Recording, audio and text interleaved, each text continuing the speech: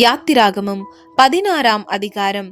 இஸ்ரவேல் புத்திரராகிய சபையார் எல்லாரும் ஏலிமை விட்டு பிரயாணம் பண்ணி எகிப்து தேசத்திலிருந்து புறப்பட்ட 2ஆம் மாதம் 15ஆம் தேதியிலே ஏலிமுக்கும் சீனாய்க்கும் நடுவே இருக்கிற சீன் வனாந்திரத்தில் சேர்ந்தார்கள். அந்த வனாந்திரத்திலே இஸ்ரவேல் புத்திரராகிய சபையார் எல்லாரும் மோசேக்கும் ஆரோனுக்கும் விரோதமாக முறுமுறுத்து, நாங்கள் இறைச்சி பாத்திரங்கள் அண்டையிலே உட்கார்ந்து அப்பத்தை திருப்தியாக சாப்பிட்ட எகிப்து தேசத்திலே கர்த்தரின் கையால் செத்து போனோமானால் தாவிலே இந்த கூட்டம் முழுவதையும் பட்டினியினால் கொல்லும்படி நீங்கள் எங்களை புறப்பட பண்ணி இந்த வனாந்திரத்திலே அழைத்து வந்தீர்களே என்று அவர்களிடத்தில் சொன்னார்கள். அப்பொழுது கர்த்தர் மோசேயை நோக்கி, நான் உங்களுக்கு வானத்திலிருந்து அப்பம் வருஷிக்க பண்ணுவேன். ஜனங்கள் போய் ஒவ்வொரு நாளுக்கு வேண்டியதை ஒவ்வொரு நாளிலும் சேர்த்து கொள்ள வேண்டும். அதனால் அவர்கள் என் நியாயப்பிரமாணத்தின்படி நடப்பார்களோ நடக்க மாட்டார்களோ என்று அவர்களை சோதிப்பேன். 6ஆம் நாளிலோ அவர்கள் நாள்தோறும் சேர்க்கிறதை பார்க்கிலும் இரட்டத்தனையாய் சேர்த்து அதை ஆயத்தம் பண்ணி வைக்க கடவர்கள் என்றார். அப்பொழுது மோசேயும் ஆரோனும் இஸ்ரவேல் புத்திரர் எல்லாரையும் நோக்கி, கர்த்தர் உங்களை எகிப்து தேசத்திலிருந்து புறப்பட பண்ணினவர் என்பதை சாயங்காலத்தில் அறிவீர்கள். விடியற் காலத்தில் கர்த்தருடைய மகிமையும் காண்பீர்கள். கர்த்தருக்கு விரோதமான உங்கள் முறுமுறுப்புகளை அவர் கேட்டார். நீங்கள் எங்களுக்கு விரோதமாய் முறுமுறுக்கிறதற்கு நாங்கள் எம்மாத்திரம் என்றார்கள். பின்னும் மோசே, சாயங்காலத்தில் நீங்கள் புசிக்கிறதற்கு கர்த்தர் உங்களுக்கு இறைச்சியையும் விடியற் காலத்தில் நீங்கள் திருப்தி அடைகிறதற்கு அப்பத்தையும் கொடுக்கையில் இது விளங்கும்.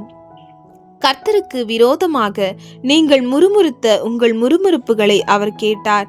நாங்கள் எம்மாத்திரம், உங்கள் முறுமுறுப்புகள் எங்களுக்கு அல்ல, கர்த்தருக்கே விரோதமாய் இருக்கிறது என்றான். அப்பொழுது மோசே ஆரோனை பார்த்து, நீ இஸ்ரவேல் புத்திரராகிய சபையார் எல்லாரையும் நோக்கி கர்த்தருடைய சந்நிதியில் சேருங்கள், அவர் உங்கள் முறுமுறுப்புகளை கேட்டார் என்று சொல் என்றான்.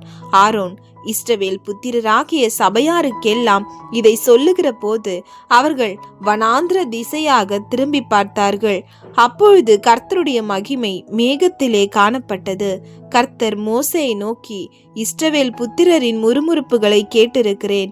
நீ அவர்களோடே பேசி, நீங்கள் சாயங்காலத்தில் இறைச்சியை புசித்து விடியற்காலத்தில் அப்பத்தால் திருப்தியாகி நான் உங்கள் தேவனாகிய கர்த்தர் என்பதை அறிந்து கொள்வீர்கள் என்று சொல் என்றார். சாயங்காலத்தில் காடைகள் வந்து விழுந்து பாளையத்தை மூடிக்கொண்டது. விடியற்காலத்தில் பாளையத்தை சுற்றி பனி பெய்திருந்தது. பெய்திருந்த பனி நீங்கின பின் இதோ வனாந்திரத்தின் மீதெங்கும் உருட்சியான ஒரு சிறிய வஸ்து உறைந்த பனிக்கட்டி பொடியத்தனையாய் தரையின் மேல் கிடந்தது. இஸ்ரவேல் புத்திரர் அதை கண்டு அது இன்னது என்று அறியாதிருந்து ஒருவரை ஒருவர் பார்த்து இது என்ன என்றார்கள். அப்பொழுது மோசே அவர்களை நோக்கி, இது கர்த்தர் உங்களுக்கு புசிக்க கொடுத்த அப்பம். கர்த்தர் கட்டளை இடுகிறது என்னவென்றால், அவரவர் புசிக்கும் அளவுக்கு தக்கதாக அதில் எடுத்து சேர்க்க கடவீர்கள். உங்களில் உள்ள ஆத்துமாக்களின் இலக்கத்தின்படி அவனவன் தன் தன் கூடாரத்தில் இருக்கிறவர்களுக்காக தலைக்கு 1 ஓமர் அளவு எடுத்துக்கொள்ள கடவன் என்றான்.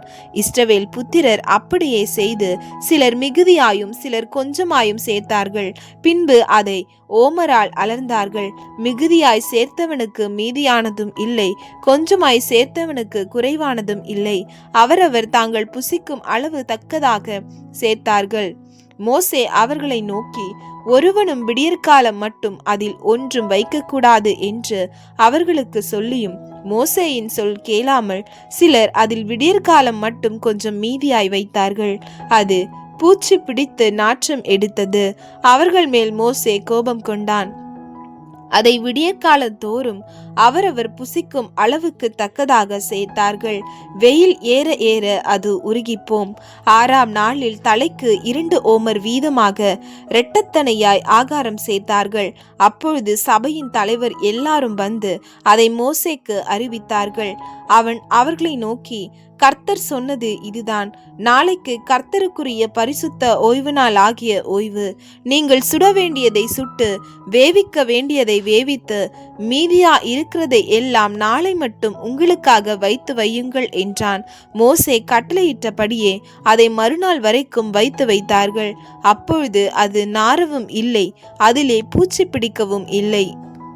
அப்பொழுது மோசே, அதை இன்றைக்கு புசியுங்கள், இன்று கர்த்தருக்குரிய ஓய்வு நாள், இன்று நீங்கள் அதை வெளியிலே காண மாட்டீர்கள், 6 நாளும் அதை சேர்ப்பீர்களாக, 7ஆம் நாள் ஓய்வு நாளா இருக்கிறது, அதிலே அது உண்டா இராது என்றான். 7ஆம் நாளில் ஜனங்களில் சிலர் அதை சேர்க்க புறப்பட்டார்கள், அவர்கள் அதை காணவில்லை. அப்பொழுது கர்த்தர் மோசேயை நோக்கி, என் கட்டளைகளையும் என் பிரமாணங்களையும் கைக்கொள்ள எந்த மட்டும் மனதில்லாதிருப்பீர்கள்? பாருங்கள், கர்த்தர் உங்களுக்கு ஓய்வு நாளை அருளினபடியால் அவர் உங்களுக்கு 6ஆம் நாளில் 2 நாளுக்கு வேண்டிய ஆகாரத்தை கொடுக்கிறார். 7ஆம் நாளில் உங்களில் ஒருவனும் தன் தன் ஸ்தானத்திலிருந்து புறப்படாமல் அவனவன் தன் தன் ஸ்தானத்திலே இருக்க வேண்டும் என்றார். அப்படியே ஜனங்கள் 7ஆம் நாளில் ஓய்ந்திருந்தார்கள். இஸ்ரவேல் வம்சத்தார் அதற்கு மன்னா என்று பெயரிட்டார்கள். அது கொத்துமல்லி அளவாயும் வெண்மை நிறமாயும் இருந்தது. அதன் ருசி தேனிட்ட பணிகாரத்திற்கு ஒப்பா இருந்தது. அப்பொழுது மோசே, கர்த்தர் கட்டளையிட்ட காரியம் என்னவென்றால், நான் உங்களை எகிப்து தேசத்திலிருந்து புறப்பட பண்ணின போது வனாந்திரத்தில் உங்களுக்கு புசிக்க கொடுத்த அப்பத்தை உங்கள் சந்ததியார் பார்க்கும்படிக்கு அவர்களுக்காக அதை காப்பதற்கு அதிலே 1 ஓமர் நிறைய எடுத்து வைக்க வேண்டும் என்றான். மேலும் மோசே ஆரோனை நோக்கி, நீ ஒரு கலசத்தை எடுத்து அதிலே 1 ஓமர் அளவு மன்னாவை போட்டு அதை உங்கள் சந்ததியாருக்காக காப்பதற்கு கர்த்தருடைய சந்நிதியிலே வை என்றான். கர்த்தர் மோசேக்கு கட்டளையிட்டபடியே அது காக்கப்படும்படி ஆரோன் அதை சாட்சி சந்நிதியில் வைத்தான். இஸ்ரவேல் புத்திரர் குடியிருப்பான தேசத்துக்கு வரும் மட்டும் 40 வருஷம் அளவும் மன்னாவை புசித்தார்கள். அவர்கள் கானான் தேசத்தின் எல்லையில் சேரும் வரைக்கும் மன்னாவை புசித்தார்கள். 1 ஓமரானது எப்பாவிலே 10 1 பங்கு.